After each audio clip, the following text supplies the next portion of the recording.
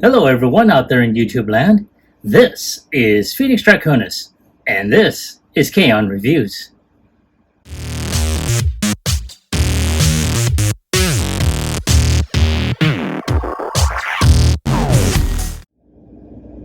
Now, as you saw in the intro, today's review video is going to focus on Rhinox as he appears in Transformers Rise of the Beast. Now, this is a Voyager-sized mainline figure. This is not the studio series, so he looks a lot different than his studio series, which I have yet to get. Now, as you can tell, he's got some really great artwork. He's got that open window, and the artwork kind of wraps around. On this side, you see a much more closer look of him still in beast mode, and he's got that Aztec, Inca, or Mayan type of design right above him. Like I said, he is a Voyager class, and over here are the product shots which show him with his weapons that are reminiscent of Beast Wars, and of course they do, attach on either side of them in beast mode. Again, it's a little bit of a different look, though I can see where they were trying to go ahead and keep certain elements of him from beast mode. Now, let's go ahead and take a quick look of him. There he is. And I have to say, I'm liking it, There is, let's go ahead and lighten that up just a bit. And not too bad. You can see that his chest has a lot of cracks in his molding and everything else. His abdomen has the same. He's very, very two-toned. Some, a lot of silvers, a lot of different grays. I want to say that he's got that maximal symbol in the middle of his chest, but again, this is from what I'm seeing so far. So let's go ahead and bring that back down. Let's zoom out just a bit. Alrighty. Okay, so without any further ado, let's go ahead and get him unpackaged.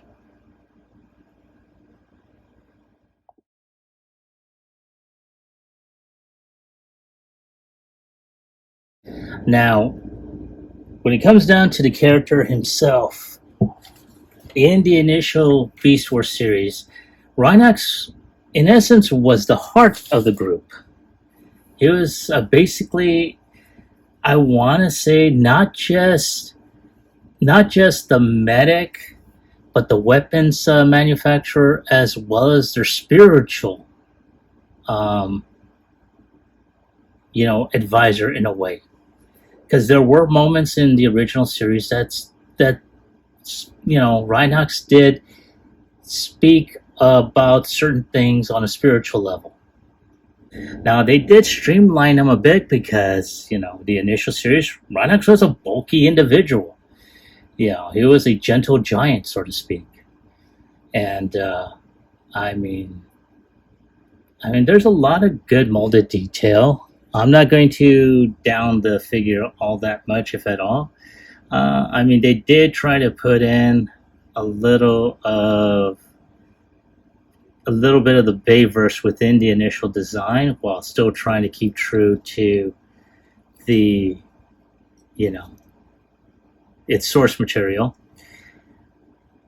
And I have to say, not too bad. Now, I never did get the Kingdom version of Rhinox. I did have the 30th anniversary Transformers Rhinox, and unfortunately, he wound up being sold during one of my purges. So, I don't have them to compare them, and I long since sold off my old Beast Wars, original Beast Wars figures. So yeah, I no longer have those anymore. But this isn't too bad. Like I said before, there's a lot of browns, very little grays, some silver for a lot of the mechanical parts, grays with the plastic on certain areas, but not too bad. Again, I'm just looking at it from how I'm seeing it. Now, in the instructions, well, as a matter of fact, before I even get started on that, look at that detail on the back here. Very nice. And there we go. That is Rhinox right there. Now, let's go ahead and take a look at his accessories. Now, here we have one of his weapons that, you got that spinning blade there. And this portion here. Now, granted, this is supposed to go over his hand as if, the weapon is produced on there. Not too bad. I like the coloring on this. Very nice. I like the metallic green and the silver. Now here, though, I do recall that this was green at one. The main portion was green, so I'm probably gonna go ahead and take a look at some, at the weapons that Rhinox had, at least from what they showed, and I'm gonna try and customize this with the correct color. Very nice. I'm liking it. So now these, however, they do go on his hand, like so. And you got that tab right there, and they just plug in, like I said, as if, just like Prime's blaster in that one scene. They just go ahead and come out of there automatically. So there he is.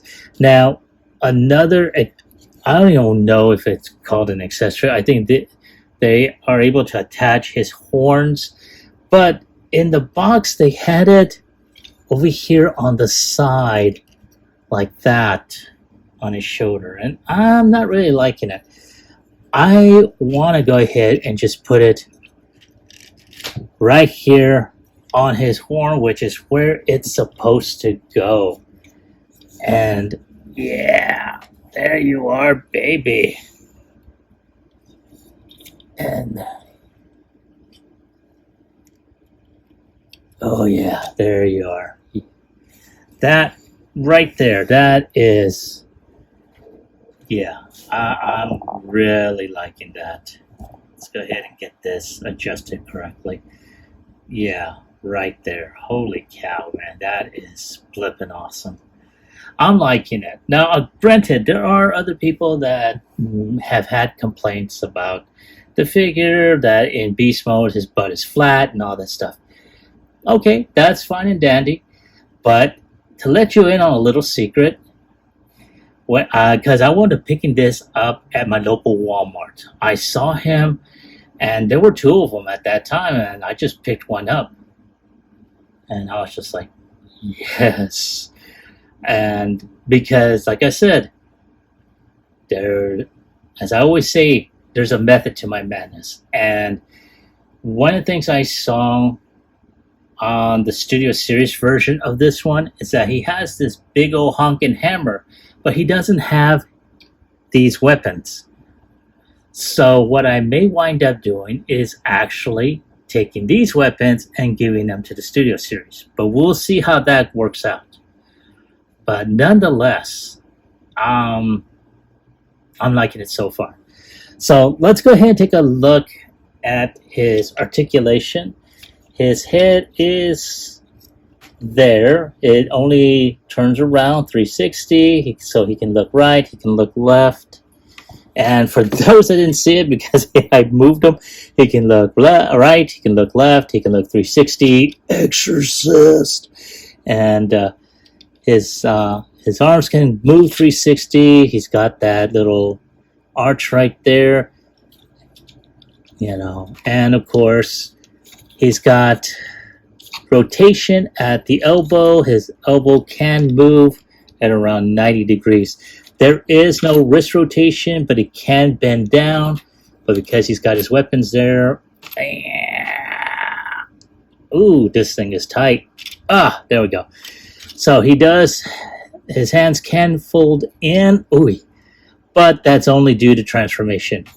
Oh, damn, that is tight. And he does have waist rotation. His leg can kick out. As a matter of fact, let's see if he can do a kick. And I'm going to put this on here. Ooh. So let's see. Can he do a kick? Can he do the kick?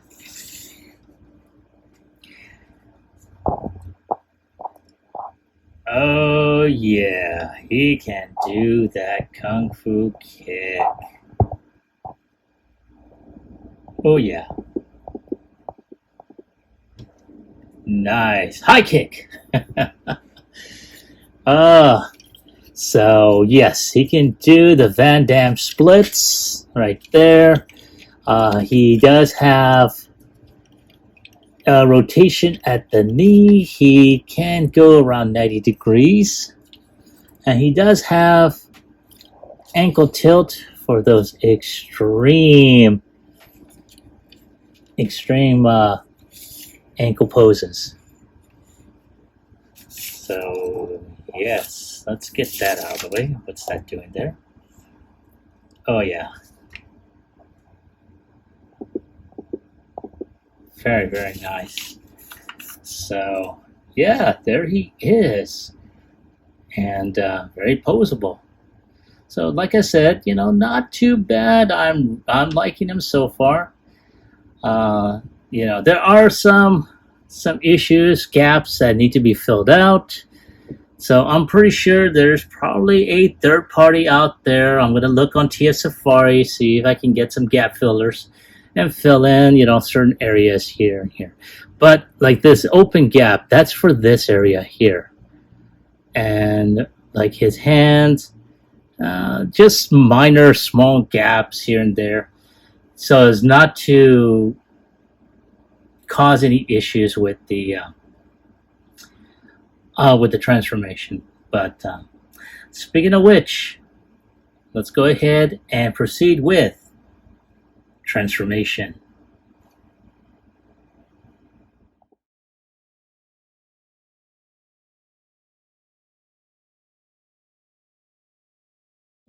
In preparation for this transformation, I went ahead and took off his weapons. As you can tell, I still have them posed differently, but still posed. I'm going to go ahead and get him straightened up. Okay. Alrighty. Now, one of the first things we are going to do is we're going to turn his head around, put his arms up, and we're going to take his hands and fold them in. Now, I'm probably, if anyone is reading the instructions, I'm a little bit ahead, but not a big deal. Alright, now what we're going to do is we're going to take this piece here, we're going to flip that open, and you will hear that snap. And that snapped very, very well. Now we're going to go ahead and lift this up, and that is on a type of rocker hinge, as you can see right there by that green thing. By the gray part here. And we're just going to just pop that in. Now we're going to go ahead. Now, in addition to this portion here, there's this little gray piece right here that you're going to just lift up. And you're just going to put the legs in. Now, for those that didn't see, we're going to go ahead and lift this portion. That's going to turn upright. Okay, we're going to twist this bicep, which now becomes his calf. And there you go. You got his legs completed. Now, at this point, we're going to go ahead and start with the legs. Now, we're going to twist his waist around, and we're going to twist his legs at the knees. So that way, this portion is facing out. Now, that being said, we're going to take the front portion of his calves. We're going to open that up. All right. And we're going to bend his toes like so. And do the same with the other. And we're going to just fold that in. Like that. Now, at this point, we're going to go ahead and fold his knees in. And we're going to snap that like so. Now, once that is snapped in, I'm going to go ahead and take these portions that make up the back of his calves. I'm going to fold that out. Ooh. Now, so you can see there's a slot here, there's a tab here, and the opposite end on his other. That is going to fold in, and you're going to snap that. But before we do anything else, what we're going to do is we're going to take this portion here and put that there, put that there, and I'm going to snap everything together.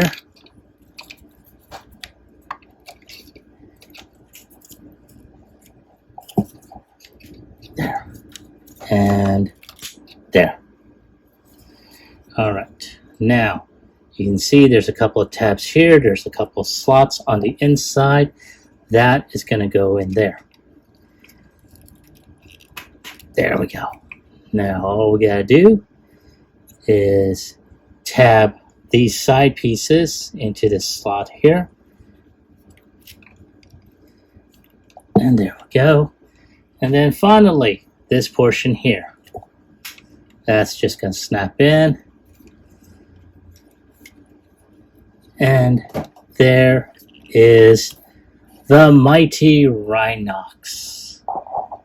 And I have to say, that is not too bad. You do see a lot of mechanical detail overlaid with flesh. So, and you got some chains on there. Don't know why chains are sticking out, but okay. See that little bar there. I do have to say, in this particular case, they should have done some, better job at doing some paint applications, especially around the mechanical parts. And of course, you do have some gaps. So hopefully, like I said before, there'll be some gap fillers. And I may watch the movie again. I only saw it once. I do want to see it again because there was a moment where I missed a couple of parts that I didn't see. So just to refresh my memory on it.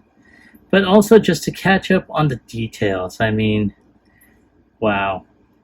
Oh, and of course, he does have his open mouth. Whoa. Of course, I'm hoping that there's a third party that will give us a gap filler to where you saw that light in his mouth. So that would be cool, really. Now, of course, you do have the option of putting in his weapons on his side, which is pretty cool. I mean, not bad. Not, it's there. Now, of course, like I said, touching on the flat ass, yes. Yeah, okay, yeah. Now I know the Studio Series gave him a more semi-realistic version of him, so I'm really looking forward to actually seeing that. And yeah, I mean, wow.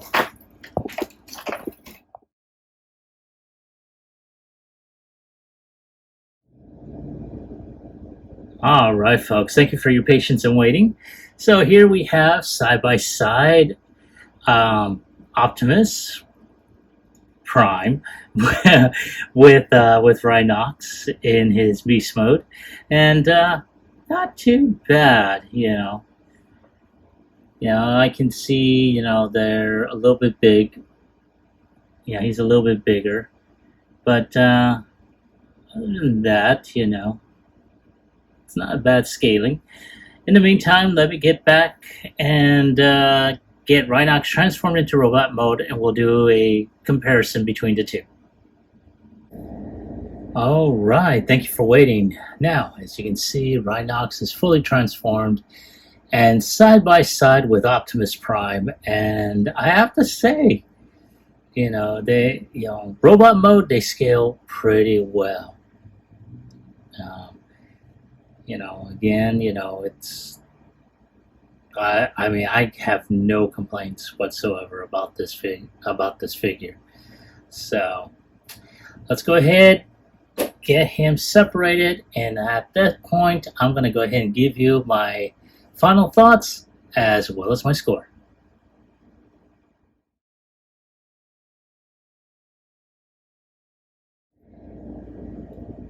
My final thoughts on this figure. I have to say,